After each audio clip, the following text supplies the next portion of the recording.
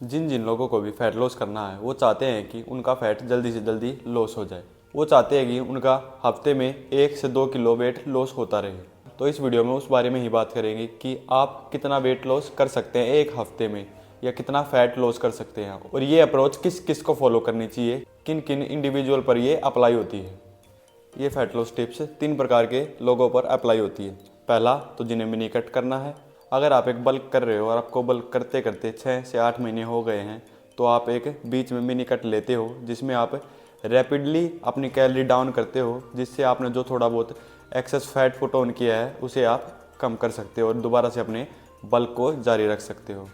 दूसरा है, अगर तो जिन्हें थोड़े टाइम पीरियड के लिए अपना वेट लॉस करना है, उसे फैट लॉस से कोई मतलब नहीं है कि उसका फैट लॉस हो रहा है या नहीं हो रहा। उसे सिर्फ वेट लॉस से मतलब उसे किसी इवेंट पर जाना या किसी की शादी पर जाना, उसके लिए उसे सिर्फ पतला दिखना और कुछ नहीं। एक तो इस पे अप्लाई होता है। तीसरा जो कि है मोटे इंडिविजुअल, अगर जिनका फैट परसेंटेज ज़्यादा है, 25% से ज़्यादा, 25, 30, 35% फैट परसेंटेज है, वो इस अप्रोच को फॉलो कर सकते हैं। क्योंकि जितना ज़्यादा आपके शरीर में फ़ैट होगा, आप उतना जल्दी फैट लॉस कर सकते हैं या उतना ज़्यादा वज़न आप घटा सकते हैं। और जितना कम आप में फैट होगा, उतना आपको कम वेट लूज़ करना होता है, ताकि आप अपनी मसल को प्रिजर्व कर सके या मसल को लॉस होने से बचा सके। और जो हाई फैट इंडिविजुअल होते हैं, उनका शरीर जब एक कैलोरी डेफिसिट में जाता है, तो उनका शरीर उनके फैट से ज़्यादा एनर्जी लेता है। हफ्ते में 1 से 1.5 किलो फैट लॉस करने के लिए सबसे पहले तो आपको अपनी कैलोरी का पता होना चाहिए, और आपको पता होना चाहिए कि आपका बॉडी फैट कितना है। बॉडी फैट चार्ट मैं एक आपका स्क्रीन पर लगा दूंगा, आप उसमें से देख कर अंदाज़ा लगा सकते हैं कि आप किस कैटेगरी में फॉलो करते हैं या आपका फैट परसेंटेज कितना है। और कैलोरी कैलकुलेटर का लिंक मैं डिस्क्रिप्शन में दे दूंगा, आप उस पर जाकर अपना हाइट, वेट और एज डालकर आपकी maintenance calorie, approx maintenance calorie आ जाएगी।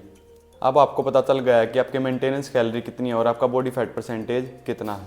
तो आगे आपको अपनी कैलोरीज सेट करनी है कि आपको हफ्ते में कितनी कैलोरी खानी है। तो मान लो आपकी कैलोरीज आई 2500। अगर आप 2500 कैलोरी खाएंगे तो आपका वेट ना तो बढ़ेगा ना ही आपका घटेगा। अगर आप 2500 कैलोरी से ज़्यादा खाएंगे, मान लो कि आप 2500 कैलोरी से 200 कैलोरी ज़्यादा खा रहे हो, 2700 कैलोरी खा रहे हो, तो आपका वज़न बढ़ना चालू हो जाएगा। अगर आप इस 2500 कैलोरी से कम खा रहे हो तो आपका वज़न घटना चालू हो जाएगा। और हमें फैट लॉस करना है तो हमें कैलोरीज हमारी मेंटेनेंस कैलोरी से कम खाना है। हफ्ते में 1 केजी फैट लॉस करने के लिए हमें पूरे हफ्ते में 7700 कैलोरी का डेफिसिट बनाना होता है। अगर आप अप्रोक्स लगाएं तो आपको दिन में 1100 कैलोरी का डेफिसिट क्रिएट करना होगा, तभी आप वीक में 1 केजी फैट लॉस कर सकते हैं। देखो, जैसे तुम्हारी कैलोरी 2500 आई थी, तो तुम्हें हफ्ते में 1 केजी फैट लॉस करने के लिए तुम्हें 1500 कैलोरी खाना होगा। लेकिन कई लोगों के लिए 1500 कैलोरी बहुत कम होती है, तो वो उस डाइट को ज़्यादा देर तक सस्टेन नहीं कर पाएंगे। तो इसलिए ज़्यादा अच्छा अप्रोच ये होगा कि आप डाइट से 500 कैलोरी का डेफिसिट क्रिएट करें और 500 कैलोरी का आप कार्डियो कर लें। इससे आपकी एनर्जी भी बरकरार रहेगी और आपका फैट लॉस भी होता रहेगा हर हफ्ते। अब जैसे ही आप इस अप्रोच को फॉलो करना चालू करेंगे तो आपका फैट लॉस या वेट लॉस होने लगेगा। लेकिन एक टाइम के बाद, 1 से 1.5 महीने के बाद आपका वेट कम होना बंद हो जाएगा। फिर आपको अपनी और कैलोरीज घटानी होगी। मान लो आप डाइट से 2000 कैलोरी खा रहे थे, तो अब आपको उसमें से 100 से 150 कैलोरी और कम करनी पड़ेगी और आपका फैट लॉस फिर से चालू हो जाएगा। ऐसे करते करते आपको, जब भी आपका वेट स्टक हो जाए, एक जगह रुक जाए, कम ना हो, तो आपको 100 से 150 कैलोरी कम करनी है अपनी डाइट से, या आप थोड़ा सा कार्डियो ऐड कर सकते हैं। अगर तो आपके पास टाइम है तो आप ज़्यादा अच्छा रहेगा कि आप थोड़ा सा कार्डियो ऐड कर दें।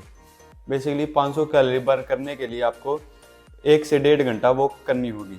मान लो अगर आपको 1 से 1.5 घंटा ज़्यादा लग रहा है, तो आप इसे एक ही बार में ना कर पूरे दिन में बांट सकते हैं। जैसे आप पूरे दिन में 4 मील ले रहे हैं, तो आप हर मील के बाद 15 से 20 मिनट घूम लो। इससे आपको अलग से कार्डियो सेशन नहीं करना पड़ेगा। और एक टाइम के बाद आपकी कैलोरीज बहुत लो हो जाएंगी डाइट से। अगर मान लो आप 2500 कैलोरीज स्टार्ट किया था, आपकी कैलोरी 1500 आ गई। इससे अगर 1500 कैलोरी से अगर आप कम करेंगे तो आप में एनर्जी ही नहीं रहेगी, और आपका इसके बाद ज़्यादा चांसेस है कि आपका मसल लॉस होना चालू हो जाएगा। और इस लेवल पर आकर आपको क्या करना है कि आपको रिवर्स डाइटिंग करनी है। और रिवर्स डाइटिंग में बेसिकली आप क्या करते हैं कि आप हर हफ्ते अपनी कैलोरीज 100 से इंक्रीज करते हैं, जब तक आप अपनी मेंटेनेंस कैलोरी पर नहीं पहुंच जाते। और हाँ, आपकी मेंटेनेंस कैलोरी वही नहीं होगी जो आपने स्टार्ट की थी। मान लो आपने अपनी 2500 कैलोरी स्टार्ट किया था, अपनी मेंटेनेंस कैलोरी से 8 से 10 केजी वेट लॉस करने के बाद आपकी मेंटेनेंस कैलोरी वो नहीं रहेगी। शायद हो सकता है कि आपकी 2300 आ गई हो या 2200 आ गई हो।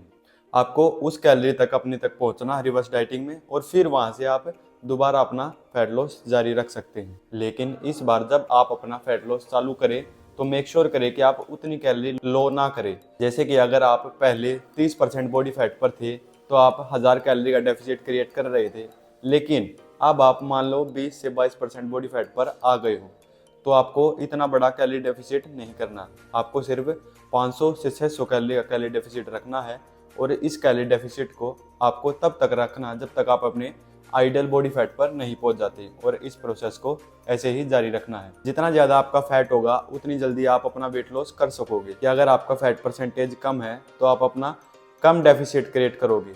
आप जो एक ज़्यादा बड़ा कैलोरी डेफिसिट क्रिएट करोगे तो आप अपनी मसल लॉस करोगे।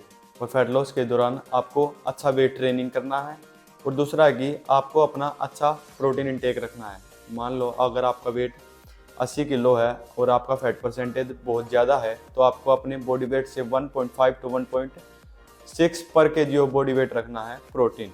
और जैसे जैसे आपका फैट परसेंटेज कम होता चला जाएगा, आप अपना धीरे धीरे प्रोटीन इंक्रीज कर सकते हैं। मान लो अगर आपका प्रोटीन आपकी नेचुरल डाइट से पूरा नहीं हो पा रहा है तो आप हेल्प ले सकते हैं एक वे प्रोटीन की। और वे प्रोटीन के लिए मैं आपको सजेस्ट करूँगा फास्ट एंड अप का प्लांट बेस्ड प्रोटीन।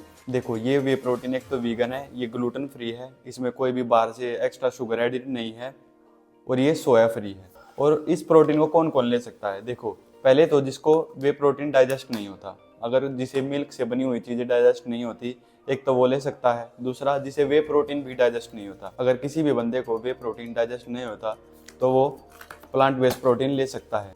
और फास्ट एंड अप का प्लांट बेस्ड प्रोटीन आपको यूं डाइजेस्ट हो जाएगा और आपको पता भी नहीं चलेगा।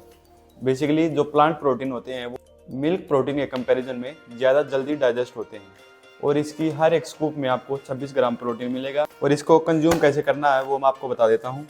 देखो ज़्यादातर प्लांट बेस्ड प्रोटीन का टेस्ट अच्छा नहीं होता, लेकिन उनके कंपैरिजन में इसका टेस्ट उनसे अच्छा है।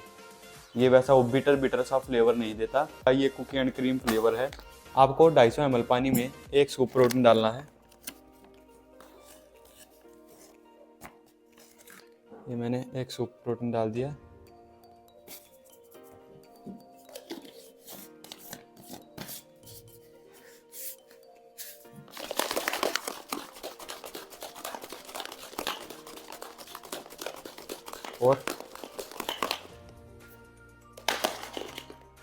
और 10 से 15 सेकंड शेक करने के बाद ही बिल्कुल लम्स फ्री शेक हो जाएगा। मैं इसको आपको गिलास में डाल के दिखा देता हूँ।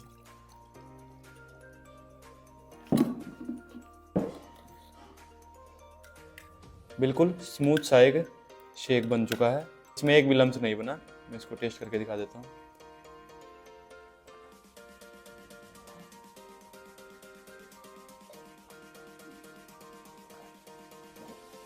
इसका टेस्ट आपको थोड़ा थोड़ा पीनट्स जैसा लगता है, जैसे आपने सोल्टेड पीनट्स खाए होंगे ना, कुछ वैसा सा टेस्ट है।